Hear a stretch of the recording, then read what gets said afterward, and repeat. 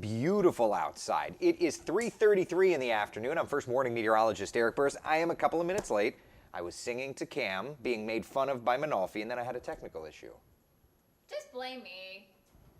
It's all Cam's fault. That felt so good. I'm just kidding. It's my fault. It was a team I'm effort. rolling. rolling. No, it's fine. But it is beautiful, no matter what. If you can have this much fun with your colleagues, you're doing okay. All right, let's look outside, shall we? Here it is.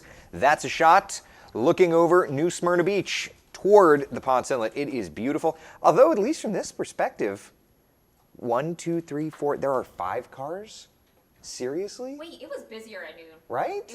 It has to be the angle. Like, nobody wants to drive north toward the jetty. That's the only thing I could think of. Maybe the sand's softer there. Maybe they were limiting Yeah. it. I don't know. Because seriously, like, go. If you don't have to work, that's where you should be. If I didn't have to work and had no responsibilities, that's where I would be. Here's a look at downtown Orlando. You can see the clouds building there in the distance. Let's, oh, I hit the Winter Park camera. Struck by lightning. Yeah, it'll come back eventually. Disney Springs, definitely the clouds are building. As we look beyond that, you can kind of see there's the Four Seasons, and then well off in the distance, looking off to the west. Okay, so here's First Warning Live Doppler radar. Welcome back to the party. New Acromag, we're good. You can see the metro is actually doing pretty good, but on the northern shoreline there of Lake Apopka, we are watching a nice heavy little batch of rain kind of popping up out of nowhere. Got heavier, then it kind of started to fade out a little bit. Claremont, Howey in the Hills, Groveland, we've got some heavy downpours kind of developing your area. It looks like we probably need to pop the CCOR up a little bit higher on the radar too. I'll take care of it. All right. I mean, right, like you could see it 20? Probably 20. Probably needs to go to 30 or 35. Hold on. Yeah, well, we can look at it. You have a show. I can do it after Coffee Talk. You have a newscast to actually do.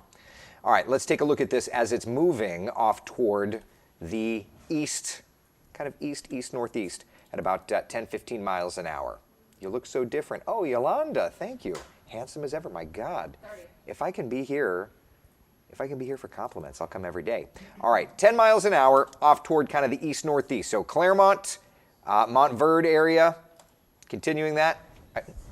You can see right there, 347 into Mineola, Montverde 415, Winter Garden at 446, and then there's some more rain back behind that. Nothing too bad. Wider perspective showing that piece of energy still over top of North Florida, helping to invigorate those showers and those thunder showers. So looking ahead at our afternoon and evening planner, scattered showers and thunder showers are around, but the rains do clear gradually, little bit by little bit by little bit. Shall we take a look at the forecast? Let's do it. Let me find Futurecast here.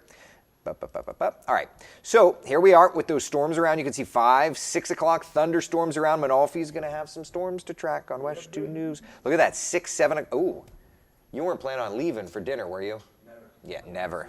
Yeah, because I-95 corridor gets those storms 7, 8, 9 o'clock.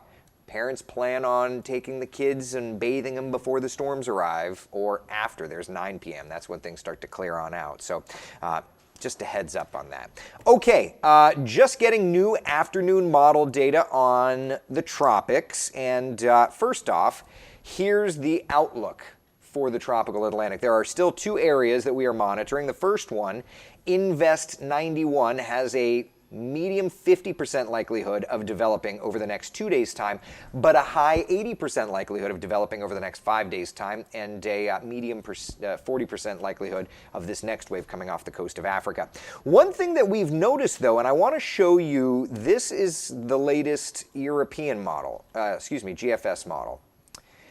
Take a look, and you can see right where it's the K in Coffee Talk, and you kind of see it's doing its thing, but it's not really developing until like Monday, and then it starts to recurve and lift to the north, right? And it develops pretty good.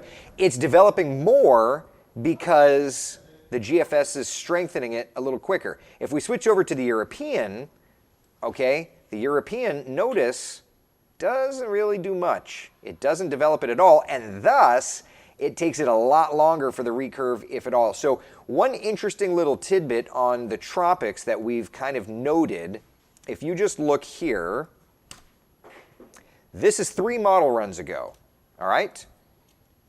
Watch it'd go from 3 to 2 to 1 to current, okay? 3 model runs ago, 2 model runs ago, 1 model run ago, current models, okay? Interesting, right? It's trending a little more west. Let me replay that one more time. Bada bing, bada boom, bada boom.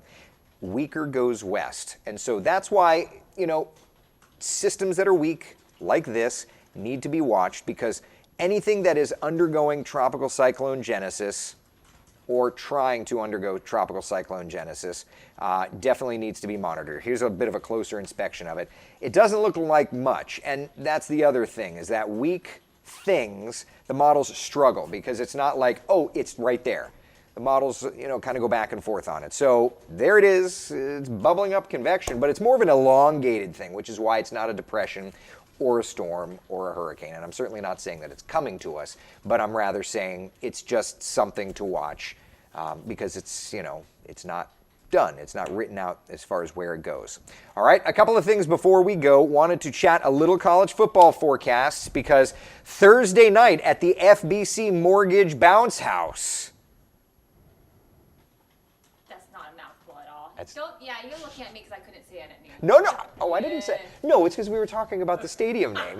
Did you struggle with it? Oh, okay. I'm like, Remember, I was going to try to say it? yeah. I wasn't looking at you like I was trying to call you out. Although if I would have known that, I probably would have. But You would have called me out anyway. tailgating for my Knights. Looking pretty good, though there will be showers and thunder showers around.